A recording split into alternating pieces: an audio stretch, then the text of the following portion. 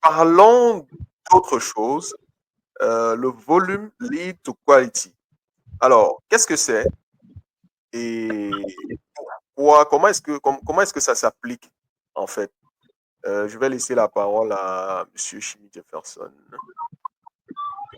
Bon, ici, on est en train c'est en fait, c'est une question ouverte.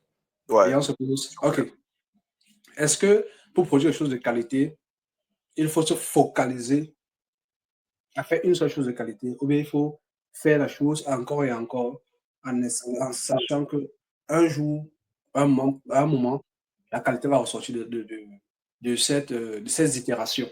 Ouais. Donc, c'est de savoir, est-ce que le fait de faire encore et encore et encore et encore, ça nous produit de la qualité, ou bien se focaliser, faire tout le planning, l'analyse, et ainsi de suite, et attendre le moment T pour dire que c'est un produit qui est de qualité. Donc, c'est de savoir, il y a des écoles différentes. Il y a ceux qui pensent que non, il faut se focaliser, faire les analyses, faire tout ce qu'il faut pour produire des choses de qualité. Il y a une autre école qui dit avoir la base, faire les itérations, et pour finir, on va avoir quelque chose de qualité.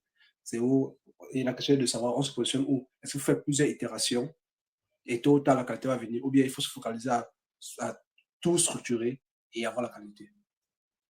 Ok.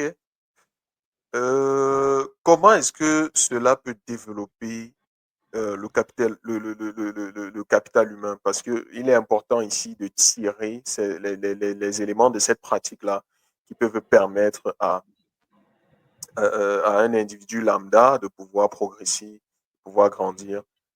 Comment est-ce que cela peut aider à développer son capital humain?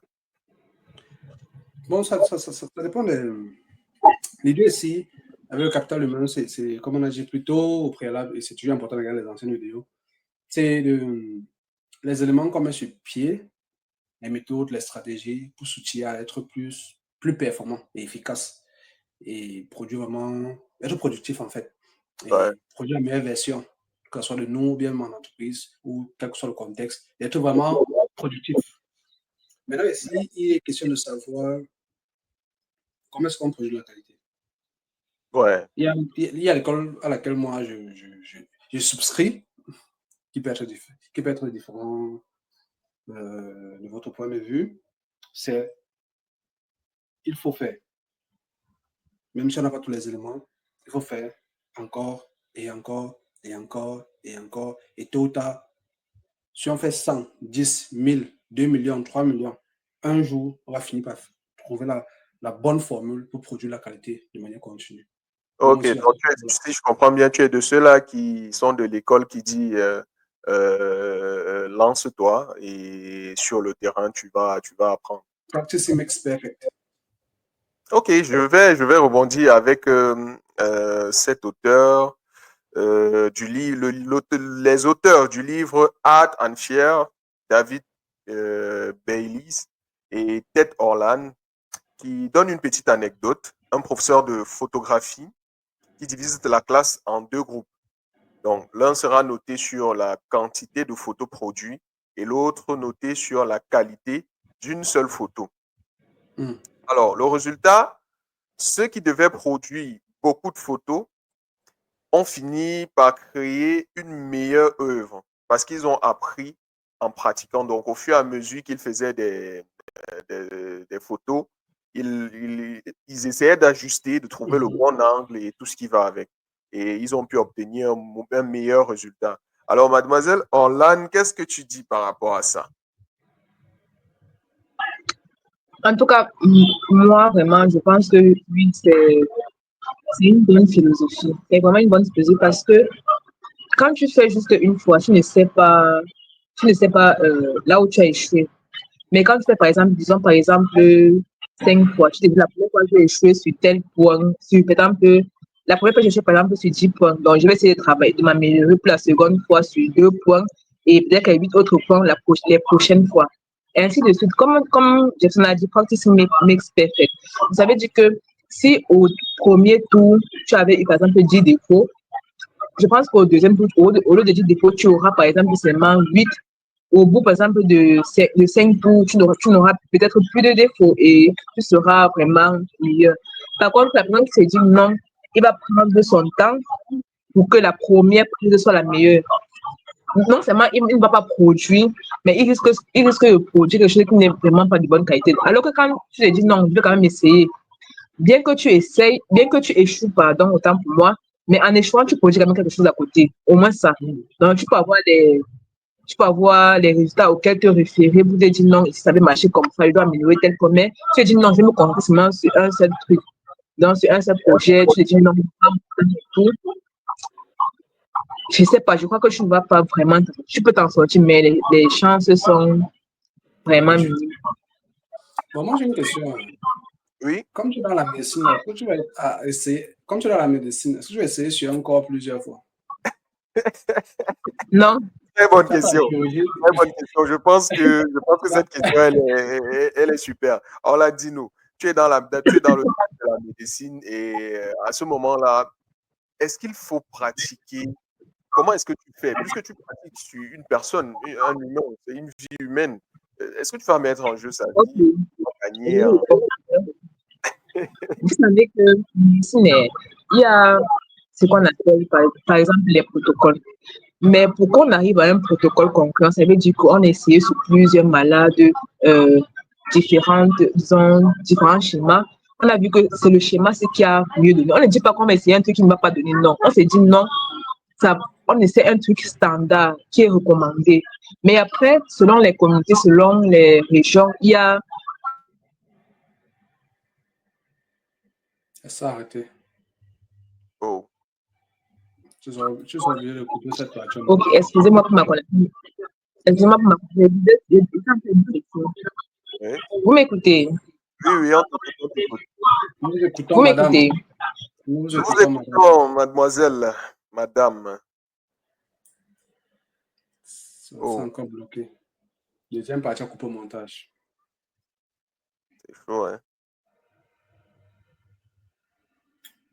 Elle veut venir essayer sur le corps des gens plusieurs fois. Marietta, médecine, ils ont les trucs, ils ont les. Souvent, ils essaient sur les. C'est parti. Ok, donc pour répondre à la question de Jeffrey, je disais ceci. J'ai dit tantôt que c'est en essayant que tu trouves on dit comment, la recette qui est juste, qui est presque parfaite. Bon, en médecine, c'est que il y a, bon, la théorie donne une recommandation. Maintenant, dans l'application, tu vas essayer. Ça ne va pas toujours réussir parce que ce qu'ils ont publié en théorie, ils ont fait, disons que l'auteur a essayé ça dans son contexte à lui. Maintenant, toi, tu vas adapter ça à ton contexte. Maintenant, pour adapter et trouver la recette parfaite à ton contexte, tu dois essayer sur plusieurs malades. Mais tu ne vas pas te dire, non, tu vas essayer une recette qui n'a pas réussi. Non. Tu vas essayer de proposer, mais tu vas adapter ça pour avoir le meilleur résultat dans ton contexte. Je prends un exemple. Je vais prendre deux exemples, disons. Je prends l'exemple d'un chirurgien. Un chirurgien qui a appris à l'université que non, pour par exemple opérer, il faut suivre une procédure X à Y. Maintenant, lui, sur le plan pratique, quand il va développer, disons, la technique, la main, il va se dire non, moi, pour être plus performant, pour plus réussir, je m'en sors plus d'une manière X plutôt qu'une manière Y. Et c'est au fil des années qu'il développe cette technique-là. C'est pas pour autant que c'est vrai que parfois il y a des dommages collatéraux, mais après, pas pour autant qu'il va se dire non, il va tuer jusqu'à 100 patients, non. Le deuxième plan, c'est du côté qui n'est pas chirurgical, du côté médical. Comme par exemple, un médecin qui suit des hypertendus. Quand il va prescrire, par exemple, disons, une molécule, il va se dire non, quand je prescris à cette dose à ce patient, la tension ne descend pas correctement. Je devrais essayer la prochaine fois. Au lieu de prescrire à cette dose-là, je ne veux pas commencer par cette dose, je vais donner une autre dose parce que je vois que ça va plus répondre. Au fur et à mesure qu'il fait, il acquiert de l'expérience, c'est ce que je vais dire, c'est ce que je voulais dire. Mais si c'est dit non, je vais attendre, je vais lire pour avoir une idée précise. Dès que je pars, je deviens directement un bon médecin. Et en tout cas, je ne sais pas, peut-être que ça va marcher, mais pour moi, je ne pense pas. Bon, voilà, Jefferson, j'ai reconnu ta question. Oui, J'espère. Ok, oui, ok, ok. je sais ça aussi que C'est bon. par rapport à certains éléments de lecture curieuse que j'ai fait, je me rends compte que dans sur certaines interventions dans le domaine médical, c'est pour ça qu'il faut de l'expérience. Parce qu'on sait que là, il faut de la justesse. Peut-être les neurochirurgiens. On sait que là, ce n'est pas quelque chose qu'on peut essayer. On sait qu'il faut vraiment, il faut avoir une bonne main, comme elle a dit, de l'expertise vraiment à ce niveau-là. Dans ce domaine, Et ouais. aussi, quand on parlait avec Steven Off avant que tu ne réapparaisses, je disais, nous, on avait eu à faire des crash tests pour pouvoir étudier l'accélération du cerveau quand il y a les percussions avec dans les transports, dans la voiture. Quand il y a le clash, on appelle ça les crash tests. On utilise aussi Hero NCAP, on peut se voir sur YouTube. Hero NCAP, c'est pour voir comment les voitures sont sécurisées. Quand on fait les crash tests, on utilise souvent, avant, ils pouvaient utiliser les animaux, ils utilisent souvent ce qu'on appelle les dummies, dans les pantins. Et on utilise souvent les cadavres. Mais on se rend compte que dans ces situations-là, chaque élément a ses points forts et ses points faibles. Souvent, quand on fait sur les cadavres, il y a des cellules qui sont déjà mortes, mais ne réagissent pas exactement comme un corps humain. Donc, pas vraiment faire l'étude avec précision. Souvent, les animaux, ils n'ont pas vraiment les mêmes, la même constitution que l'humain. Donc, ça fait en sorte que les résultats qu'on peut obtenir ne sont pas fiables à 100%. Et avec les domis dans les pantins, la manière dont on met les capteurs à l'intérieur d'eux, ce n'est pas souvent exact. Ça fait en sorte qu'on a aussi des résultats qui ne sont pas tout à fait fiables. Donc, c'est aussi des éléments où on fait la répétition encore et encore pour éliminer au maximum déjà certaines théories ou certaines procédures. Qu'on sait que bon, là, ça prouvait que ça ne marche pas. Maintenant, pas peut-être où il faut de l'expertise, c'est où maintenant peut-être on peut tester entre guillemets sur les humains vivants ou pas. Mais là, c'est vraiment restreint. Mais avant, ça va dans le niveau où c'est restreint. On allait à tester à plusieurs reprises sur ces éléments-là, les cadavres, les pantins, les animaux, ainsi de suite. Donc, c'est juste un ajout. Hein. Ok, super. Merci à Monsieur Jefferson pour ces détails-là. Donc, je vais dire enfin que nous devons retenir que, à force de pratiquer, on gagne en compétences. Donc, il est important de prendre cet aspect-là et de l'ajouter à l'ensemble des éléments qui vont permettre demain qu'une personne soit meilleure ou qu'une personne puisse développer son capital humain. C'est valable en entreprise. Je pense que dans une entreprise, donner de la chance à un jeune ou à une personne afin qu'il puisse pratiquer, s'exercer et innover va permettre d'avoir une meilleure main-d'œuvre. Je pense que c'est très important de le mentionner parce qu'aujourd'hui, dans nos entreprises ou bien généralement en Afrique, on veut des gars qui sont déjà totalement expérimentés, mais on ne se pose pas la question où est-ce qu'ils ont eu cette expérience-là. Comment est-ce qu'eux, ils vont se développer s'ils n'ont pas la chance de travailler sur ces projets-là. Donc, je pense que c'est... Je, je voulais rajouter en fait, ce qu'on cherche, je voulais rajouter un truc, c'est que avec l'expérience, on cherche en fait à améliorer le résultat. Parce que même quand je prends juste l'exemple, quelqu'un qui vient de sortir de l'université, il produit quand même quelque chose. Il donne quand même un résultat. Mais au final, de donner un meilleur résultat avec moins d'efforts. Comme par exemple en médecine, quand tu te dis non, quand tu donnes un protocole pour la première fois, tu t'attends à avoir un bon résultat, oui. Mais au fil des années, tu vas avoir de meilleurs résultats, mais avec moins de dommages pour la dégo. Donc, c'est juste ça. Donc, comme on dit, practicing makes better, ça veut dire, genre, même quelqu'un qui n'a pas d'expérience, il va donner du résultat, il va donner du rendu. Mais avec l'expérience, il donne un meilleur résultat. Et c'est aussi comme Sylvain dit, il faut donner la chance à ceux qui n'ont pas d'expérience, afin qu'ils puissent aussi, dans 5 ans, 10 ans, se dire non, moi j'ai commencé à un niveau X, je n'avais pas peut-être un bon rendu, mais maintenant, au fil des années, avec les efforts que j'ai fournis, avec les erreurs que j'ai aussi commises, je ne peux pas commettre les mêmes erreurs que dans le passé. Wow. Ok.